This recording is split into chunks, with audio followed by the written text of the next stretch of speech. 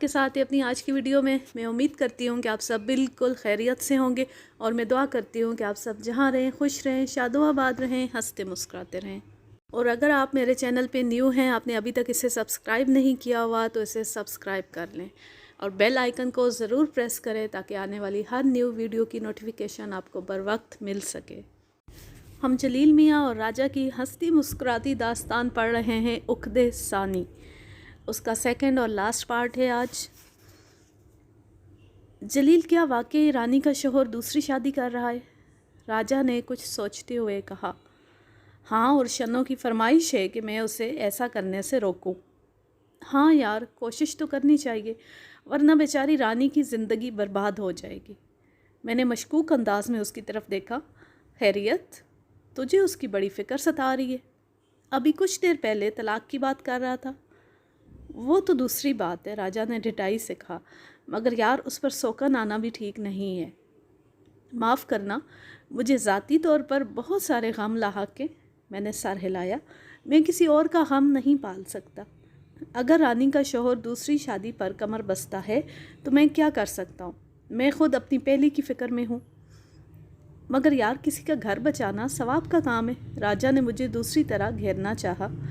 मैंने इतना फलक शगाफ कहका लगाया कि फतू तशवीश में दौड़ा चला आया। अबे, मेरा बिल देने से पहले पागल मत होना।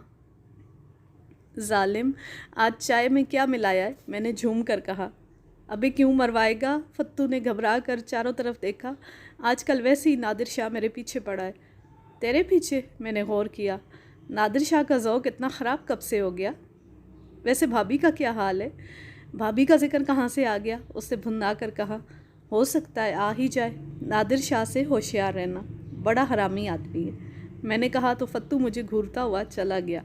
इतना ऊंचा कहका मारने की क्या ज़रूरत थी? मैं तो समझा था सचमुच तेरा दिमाग चल गया। तूने बात ही ऐसी की थी। प्यारे, ज़रा याद करके बताना, पिछले 10 साल में तूने सवाब की खातिर कितने काम किए जो रानी के मामले में तुझे सवाब की सूझ रही है? गालिबन एक भी नहीं, राजा ने खिफ़त से कहा। भैया, इस चक्कर में ना पड़ो। रानी पराई हो चुकी है और पराई आग में हाथ नहीं डाला जाता। मैंने उठते हुए कहा। अच्छा, अब मैं चलता हूँ। बाद में राजा ने बिल देते हुए मुझे ज़रूर कोसा होगा। रानी के जिक्र ने उसके हवास गुम कर दिए थे। घर में दाखिल होने से पहले खाला लाउड स्पीकर के दरवाजे से शन्नो ने बाहर झांका। जलील, छत पर आना। मैं अभी आया, सर के बल, मैंने खुश होकर कहा। लेकिन इससे पहले कि मैं अंदर जाता, चांद बानो ने बाहर झांका। जलील, एक बल्ब तो ला दो। मैंने किन अखियों से शन्नो के दरवाजे की तरफ देखा। शन्नो अंदर जा चुकी थी। मैंने सुकून का सांस लेते हुए कहा, क्यों नहीं चांद भाभी, अभी लाया। पैसे तो ले जाओ। वो भी ले लूँगा। मुझे जल्दी थी। अगर देर हो जाती तो शन्नो देर के असबाब से भी वाकिफ़ हो जाती और उसका नतीजा मेरे हक़ में ख़ासा इबरतनाक निकलता। नुक्कड़ की दुकान से मैंने बल्ब लाकर चांद बानो के हवाले किया। उसने 440 वोल्ट करंट की मुस्कुराहट के साथ कहा। जलील, बल्ब लगा भी दो, तुम्हारे चांद भाई घर पर नहीं है। मैं मुतफ़िक्र हो गया। बेशक मुझे चांद बानो अच्छी लगती थी, मगर मैं कभी इस तरह उनके घर में नहीं गया था, वो भी चांद भाई की गैर मौजूदगी में। फिर मुझे शन्नो का डर भी था, वो ना देख ले। मगर चांद बानो को इनकार भी मुश्किल था। उसके सामने कोई भी मर्द मजबूर हो सकता था। बादले नखास्ता में अंदर गया। वो हंसी। तुम तो ऐसे जल्दी में हो जैसे तुम्हारी ट्रेन छूटने वाली है। मेरे पसीने छूट रहे थे। जैसे तैसे मैंने बल्ब लगाया और जाने लगा तो चांद बानो ने फिर रोक लिया। रुक जाओ, मैंने चाय बना ली है, वो पीते जाओ। भाभी, फिर कभी सही, मैंने बहाना किया। अभी मुझे जल्दी है। ऐसी भी क्या जल्दी है? उसने इस तरह मुझे रोका कि मुझे बैठना ही पड़ा। इस ख़याल से मेरा दिल भी बैठा जा रहा था कि घर की छत से शन्नो मुझे चांद बानो के घर से ना निकलते देख ले। मैंने गरम चाय शरबत के स्टाइल में पी और उठ खड़ा हुआ। कुछ देर रुक जाओ, चांद बानो ने इठला कर कहा। आज वो भी ज़रा देर से आएंगे। चांद बानो को लाती चांद मियाँ की अम्मा ने सफ़र आखरत इख्तियार किया था। चांद बानो की खुशकिस्मती थी, मगर अब उसे अकेले भी रहना पड़ता था। ज़्यादा कमाने के चक्कर में चांद मियाँ का अक्सर वक्त में गुज़रता था। मुझे जल्दी है भाभी। फिर मुझे ख़याल आया, मैं पिछले दरवाजे से चला जाऊं? दरअसल मुझे उसी तरफ जाना है।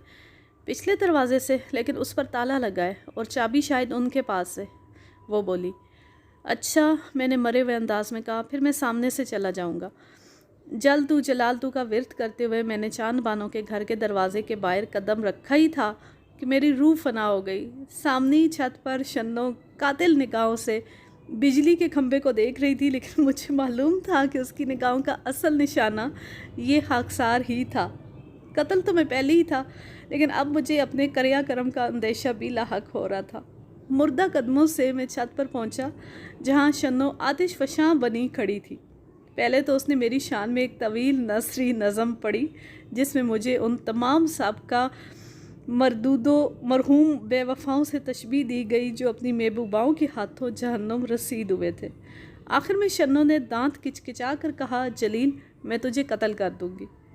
کیوں؟ میرا مطلب ہے کس جرم میں؟ میں نے بھی امن کی پالیسی ایک طرف رکھتے ہوئے غرا کر کہا، کیا اس لیے کہ میں نے ایک پڑوسی کا کام کر دیا؟ میں اچھی طرح جانتی ہوں تمہیں۔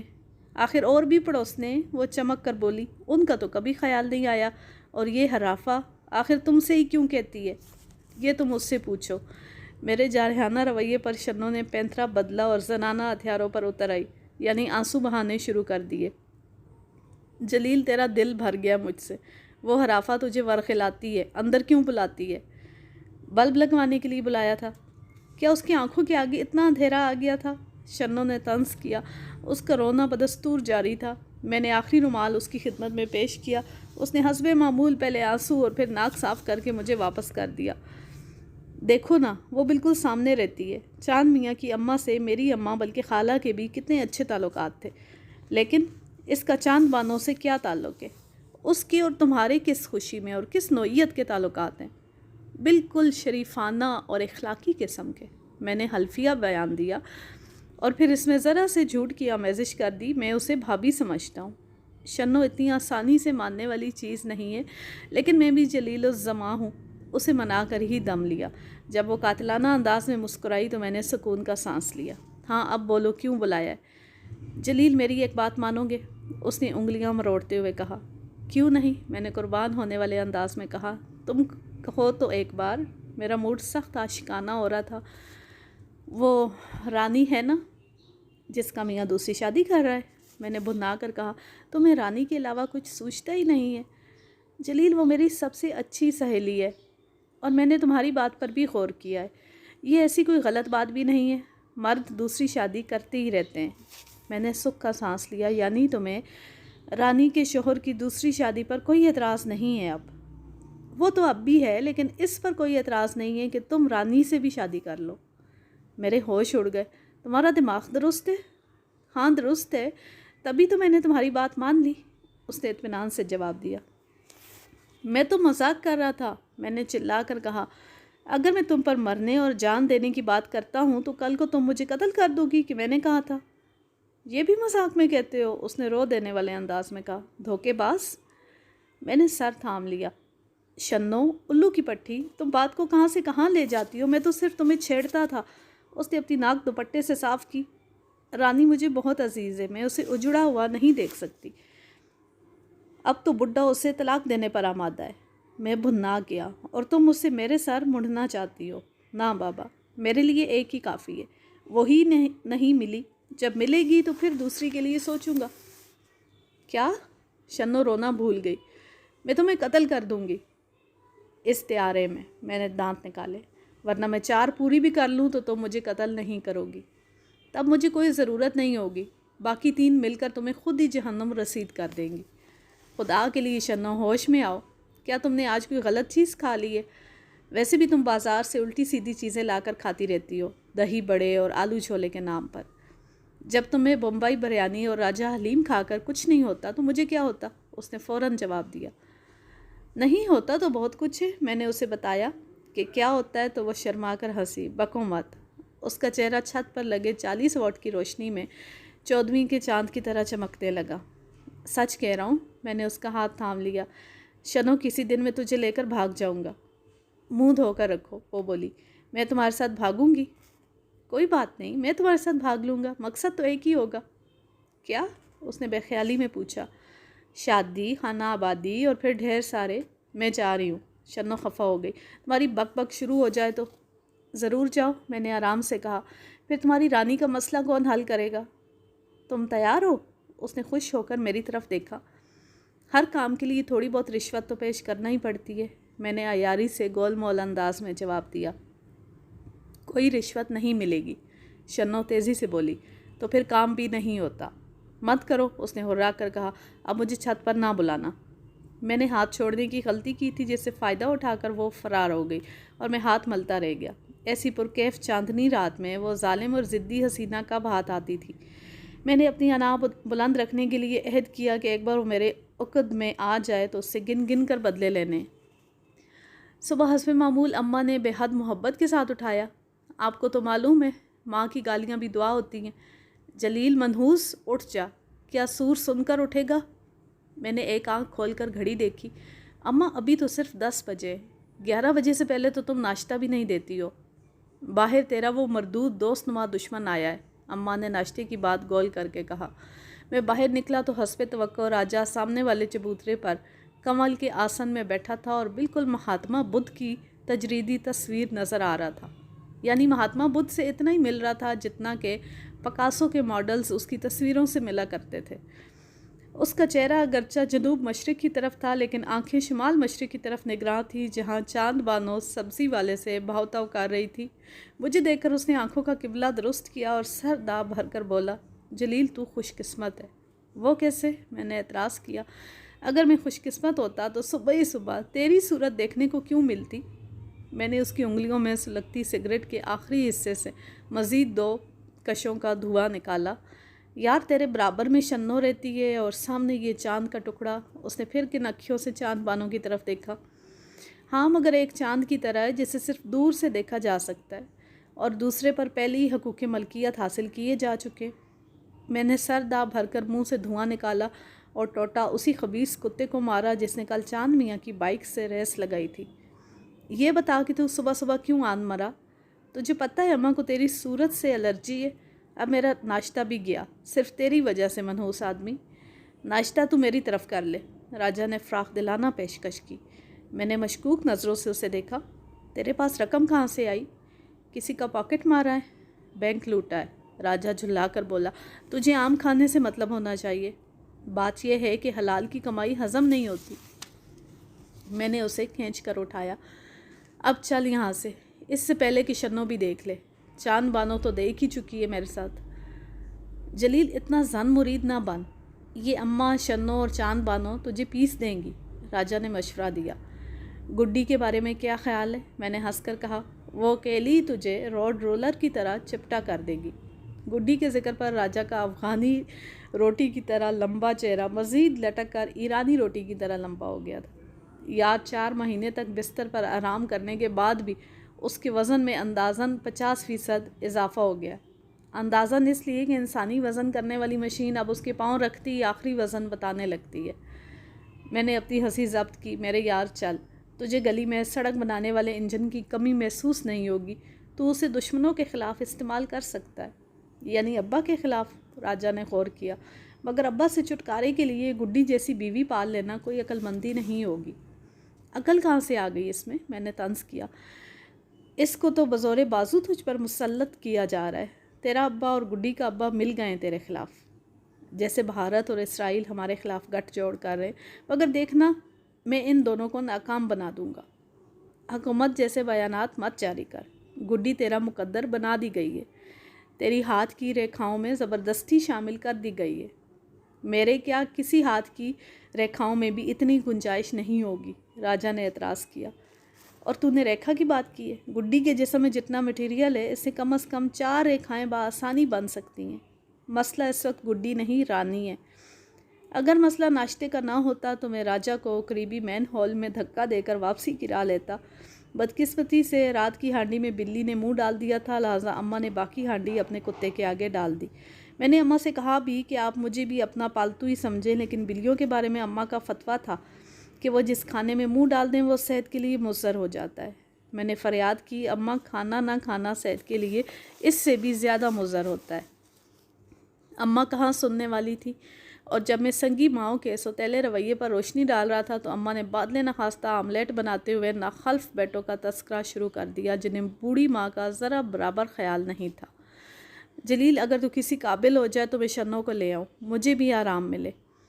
اماں تم میری فکر مت کرو، بس اپنے آرام کے لیے شنوں کو لے آؤ، میں نے جلدی سے کہا۔ نفیسہ اندھی نہیں ہے کہ بیٹی کو جانتی بوجھتے کنویں میں دھکا دے، اماں نے کہا۔ آملیٹ اور روٹی کا پتہ بھی نہیں چلا تھا اور اب ہمارے بھوک کے آنتوں میں چوہا ریس جاری تھی۔ یہ صبح صبح رانی کا ذکر کہاں سے آ گیا؟ راجہ حسرت سے بولا، اس کا ذکر تو ہر وقت کرنے کو دل چاہتا ہے۔ خدا اس کے بڈھے شوہر کو جہنم رسید کرے اور اسے بیوہ کرے، آمین۔ اس چکر میں نہ رہنا، میں نے اسے خبردار کیا۔ بے شک وہ بڈھا ہے لیکن حرام کھا کھا کر ہم دونوں سے زیادہ صحت مند ہے۔ دوسری شادی بلا وجہ نہیں کر رہے۔ مجھے حیرت ہے، رانی جیسی بیوی کے ہوتے ہوئے اسے دوسری کی سوچ رہی ہے۔ میں ہنسا۔ بیوی اور دولت جتنی زیادہ اس کی ہوس اتنی ہی بڑھتی ہے۔ فتو کے ہوٹل میں مسکہ بند ناشتہ کرتے ہوئے راجہ نے مجھے بتایا، میں نے اس کے بارے میں انکوائری کی ہے۔ بدماش نہ صرف دوسری شادی کر رہا ہے بلکہ اس کا آنا جانا ایسی ویسی عورتوں کے پاس بھی ہے۔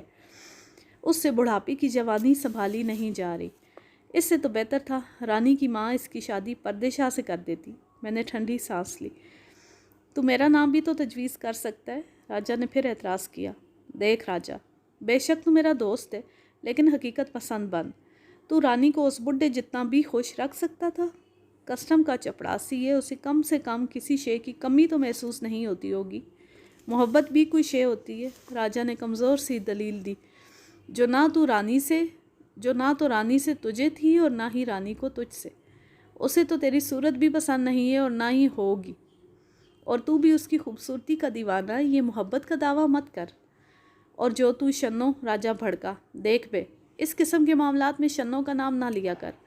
میں نے اس سے کوئی گلی والی محبت نہیں کی ہے، ورنہ تو جانتا ہے نازو اس سے زیادہ خوبصورت اور تیز ترار بھی تھی۔ اب فرض کر تو رانی کو کسی طرح اس بڈھے کے چنگل سے نکال بھی لیتا ہے تو کیا وہ تیری ہو جائے گی؟ کبھی نہیں۔ وہ پھر کوئی بڑی پارٹی تلاش کرے گی اور اس سے بھی شادی مرضی سے کی تھی، ورنہ پردے شاہ کے خلاف ہماری مدد کی تھی نا، تو اسے چپڑاسی سے نمٹنا کون سا مشکل کام تھا؟ رانی اب بھی اس سے چھٹکارا نہیں چاہتی، بس اسے دوسری شادی سے روکنا چاہتی ہے۔ ہم اسے بھلا کیوں روکیں، اور روک بھی دیں تو اس بات کی کیا ضمانت ہے کہ بڈھا دوسری شادی دوبارہ کرنے پر نہیں تل جائے گا؟ وہ چالاکی بھی کر سکتا ہے، براہ راست تیسری بھی کر سکتا ہے، یا رانی کے علم میں لائے بغیر دوسرا گھر بھی بسا سکتا ہے۔ راجہ میری دلیلوں سے قائل نظر آنے لگا تھا اور میرا مقصد بھی یہی تھا کہ وہ اس چکر میں نہ پڑے، ورنہ خواہ مخواہ مجھے بھی دخل اندازی کرنی پڑتی۔ مگر وہ راجہ ہی کیا جو آسانی سے مان جائے۔ مگر یار، رانی نے کہیں مایوس ہو کر خودکشی کر لی تو اس کے ذمہ دار ہم بھی ہوں گے۔ کوئی نہیں مرتا، میں نے بے پرواہی سے کہا، اور اگر کسی کی قضا آ ہی جائے تو میں اور تو اسے کیسے روک سکتے ہیں؟ سوچ لے جلیل، بڈھا موٹی پارٹی ہے، اسے عام چپڑاسی نہ سمجھ۔ 20 سال سے کسٹم میں کام کر رہا ہے، افسران سے زیادہ کماتا ہے، کچھ ہم بھی کھینچ سکیں گے۔ میں نے نفی میں سر ہلایا، اس کیس میں کوئی چانس نہیں ہے۔ جلیل، تو کوشش تو کر، کوئی ایسی ترکیب سوچ کہ ہمارا کام بھی بن جائے اور رانی کا کام بھی، اور تیرا کام بھی۔ میں نے اسے گھورا۔ راجہ، مجھے تیری نیت میں فطور صاف نظر آ رہا ہے۔ چل فطور ہی صحیح، لیکن کیا تو اپنے دوست کے کام نہیں آئے گا؟ کیوں نہیں آؤں گا؟ جب تو گڈی کو بیانے جائے گا تو میں تیرا شیبالا بنوں گا، اور جب تو گڈی اپنے باپ کے ہاتھوں جہنم رسید ہوگا تو میں تیرے جنازے کو کندھا بھی دوں گا، اور جمعرات کی جمعرات اگر بتیاں سلگاؤں گا۔ تیری مغفرت کی دعا تو شاید قبرستان کی حدود سے بھی باہر نہ نکلے۔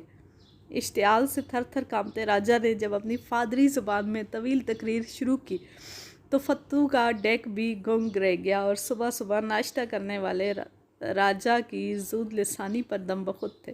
میں مسکراتے ہوئے وہاں سے رخصت ہو گیا۔ اس بار بھی بل راجہ کی جیب سے گیا تھا۔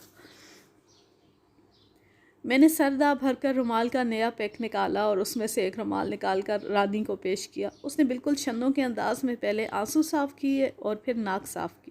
مجھے ماننا پڑا کہ دونوں سہیلیوں میں بلا کی ہم آہنگی تھی۔ شنوں نے بظاہر مسکراتے ہوئے مگر دانت پیس کر مجھے مطلع کیا، سامنے ٹیشو کا ڈبہ موجود ہے۔ شنوں نے بالآخر مجھے قائل کر لیا تھا کہ رانی سے ایک بار مل کر اس کی داستان غم ہی سن لوں۔ ساتھ ہی اس نے واضح کیا کہ اس نے رانی کے بارے میں جو پیشکش کی تھی وہ جوک آف دا ڈے تھی۔ میں اسے جوک آف ایئر بھی ماننے کے لیے تیار نہیں تھا۔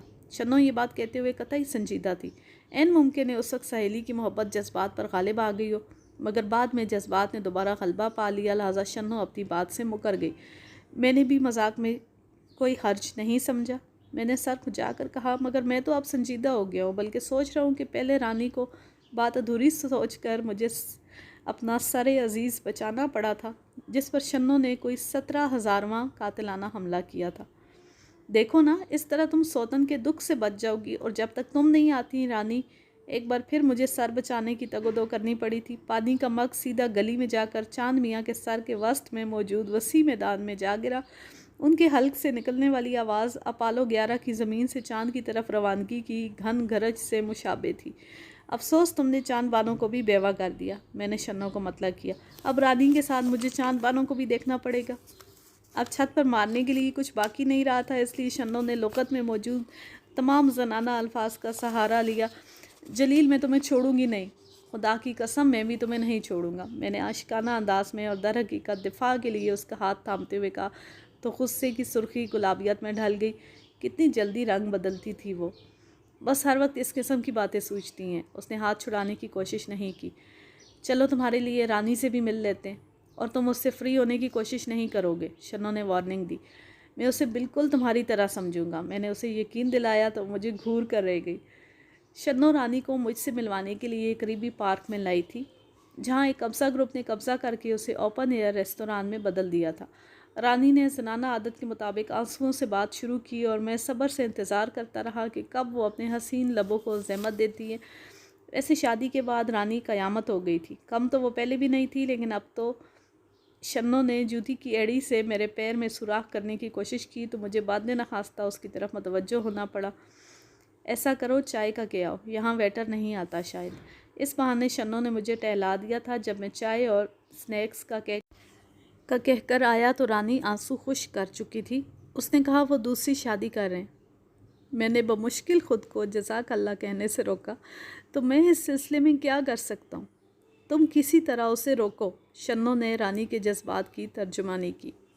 کس طرح؟ باتوں سے ہی یا زبردستی؟ باتوں سے قائل ہونا ہوتا تو رانی کے پاس زبان کے علاوہ بھی بے شمار ایسی چیزیں جو کسی بھی مرد کو کسی بھی کام سے روک سکتی ہیں۔ میرا مطلب ہے آنسو وغیرہ، میں نے شنو کو گھورتے پا کر جلدی سے وضاحت کی۔ جب اس نے رانی کی نہیں سنی تو میری کیا سنے گا؟ اور زبردستی روکنے کی صورت میں وہ ابھی تو رک جائے گا، مگر بعد میں دوبارہ عقدے ثانی کے لیے آمادہ ہو سکتا ہے۔ میں کتنی بار اسے روکوں گا؟ میں نے کہا۔ آج کے لیے بس اتنا ہی۔ میرا اندازہ تھا کہ سیکنڈ پارٹ ہی لاسٹ پارٹ ہوگا، لیکن ابھی کہانی اتنی باقی ہے کہ ایک اور پارٹ بن سکتا ہے۔ اسے میں ابھی تھوڑا مزید بھی لمبا کر لوں تب بھی یہ ختم نہیں ہوگی، تو پھر ایک اور پارٹ میں اسے ختم کریں گے۔ اور اب میں لیتی ہوں آپ سے اجازت۔ جہاں رہیں خوش رہیں، شاد و آباد رہیں، ہنستے مسکراتے رہیں۔ اللہ حافظ، اللہ نگہبان۔